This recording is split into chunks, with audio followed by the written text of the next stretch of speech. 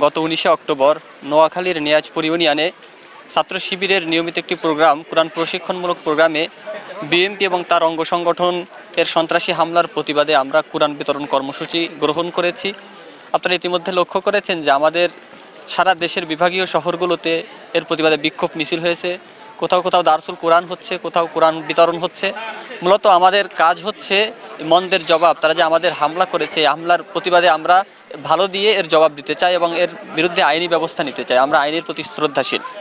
মূলত ফ্যাসিবাদ আমলে ফ্যাসিস্ট কায়দায় তারা আমাদের এই প্রোগ্রামগুলোকে বিভিন্ন সময় নষ্ট করেছে, হামলা করেছে, আমাদের কোরআন প্রচারে তারা বাধা দিয়েছে। কিন্তু ফ্যাসিবাদ পরবর্তী বাংলাদেশে আবার নতুন করে ফ্যাসিবাদী কায়দায় আমাদের উপরে বিভিন্ন হামলা করা হচ্ছে। আমাদের নিয়মিত যে কোরআন প্রশিক্ষণমূলক প্রোগ্রাম, এরপর কোরআন তালিম, দারসুল কোরআন, এই সকল প্রোগ্রামে ফ্যাসিবাদী কায়দায় আবার হামলা হচ্ছে। তারা আমাদেরকে বাধাগ্রস্ত করতে চাচ্ছে। তা আমরা তাদের প্রতি স্পষ্ট বার্তা দিতে চাই যে বাংলাদেশে কোরআনের প্রতি অবমাননা করে, কোরআনের বিরুদ্ধাচারণ করে ফ্যাসিবাদ যেমন টিকে থাকতে পারেনি, ফ্যাসিবাদ পরবর্তী বাংলাদেশে যদি আর কেউ এই কোরআনের সাথে অবমাননা করতে চায়, কোরআনের বিরুদ্ধাচারণ করতে চায়, সেও বাংলাদেশে টিকে থাকতে পারবে না ইনশাআল্লাহ। আমরা এখানে প্রায় 500 কোরআন বিতরণ করছি 500 শিক্ষার্থীদের মাঝে। আমাদের প্রোগ্রাম অব্যাহত থাকবে। এটা এখানে শেষ না। আমরা সামনে আরও সুন্দর করে প্রোগ্রাম কিভাবে আয়োজন করা যায়, প্রত্যেকটা শিক্ষার্থীদের মাঝে কিভাবে কোরআনের দাওয়াত পৌঁছে দেওয়া যায়, আমরা সেই প্রচেষ্টা অব্যাহত রাখব। এটা আলহামদুলিল্লাহ আমরা আপনারা দেখছেন যে সাধারণ শিক্ষার্থীদের উপচে পড়া ভিড়। এখানে সকল স্টুডেন্ট তাদের জায়গা থেকে স্বতঃস্ফূর্তভাবে অংশগ্রহণ করছে এবং আমরাও নিজেদেরকে ধন্য মনে করি যে তাদের মাঝে কোরআনের যে আলো এটা আমরা পৌঁছে দিতে পেরেছি। রাসূল সাল্লাল্লাহু আলাইহি ওয়াসাল্লাম বলেছেন যে বাল্লিগু আন্নি ওয়ালাউ আয়া, যে তোমরা আমার যারা অনুপস্থিত তাদের মাঝে একটি হলেও আয়াত পৌঁছে দাও, আমার নির্দেশনা পৌঁছে দাও। তো এখানে যারা জানতো না তাদেরকে জানার সুযোগ করে দেওয়ার একটা মাধ্যম হিসেবে হয়েছি আমরা। এজন্য আমরা শুকরিয়া আদায় করছি। আমরা আরও নিজেদেরকে আনন্দিত মনে করছি। প্রথম এরকমের প্রোগ্রাম দেখলাম, খুব ভালো লাগছে।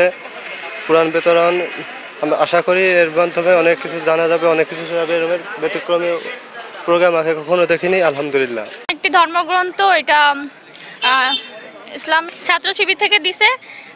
এটা একটা ভালো উদ্যোগ। থেকে একটা কোরআন শিফট পেলাম। মানে আমরা যেহেতু মুসলিম, আমাদের অর্থসহ কোরআন শিফটটা বুঝে পড়া উচিত।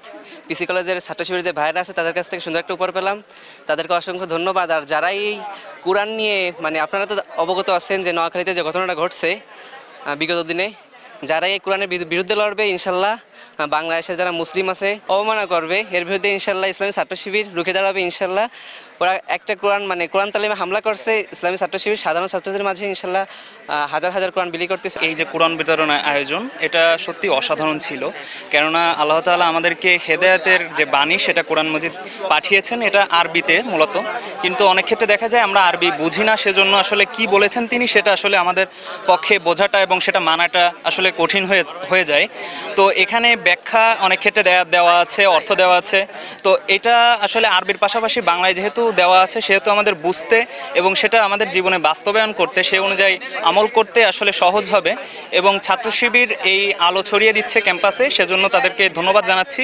এবং এই কোরআনটা হাতে পেয়ে আসলে খুবই চমৎকার লাগছে আমার কাছে। কেননা আসলে আমি নিজেও আরবি বুঝি না, আরবির অর্থ যেহেতু এখানে অর্থ দেওয়া আছে, আমি আসলে এটা ভালোভাবে বুঝে নিজের জীবনে বাস্তবায়ন করতে পারবো বলে আশা রাখি। এবং আবারও ছাত্র শিবিরকে ধন্যবাদ জানিয়ে আজকে আমার অনুভূতি আবারও মানে উচ্ছ্বাসিত লাগছে সেটা প্রকাশ করছি।